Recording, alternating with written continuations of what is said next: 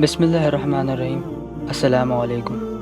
حضرت علی علیہ السلام ایک مرتبہ قبرستان کے قریب سے گزر رہے تھے تو آپ نے فرمایا، اے اہل قبور، تم پر سلام ہو، تم لوگ ہم سے پہلے گزر چکے ہو اور ہم تمہارے پیچھے پیچھے آ رہے ہیں۔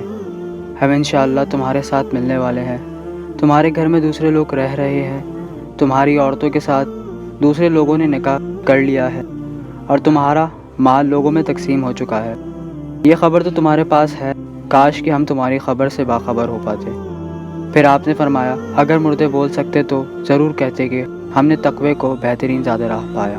حضرت علی علیہ السلام کی اس گفتگو سے ہمیں یہ سبق ملتا ہے کہ ہمیں اس دنیا میں ایسے زندگی گزر کرنی چاہیے کہ ہمارا دن اور رات اللہ کی خوشنودی حاصل کرنے کے لیے ہو، کیونکہ ہم جہاں رہ رہے ہیں ہم سے پہلے یہاں بہت سے لوگ رہ چکے ہیں اور ہمارے بعد بھی بہت سے لوگ رہیں گے۔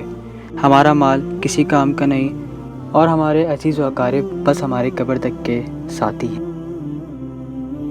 ہمارے اس چینل اسلامک سٹوریز کو سبسکرائب کریں اور اس بیل آئیکن کو پریس کریں اور لائک، کمنٹ، شیئر کرنا نہ بھولیں۔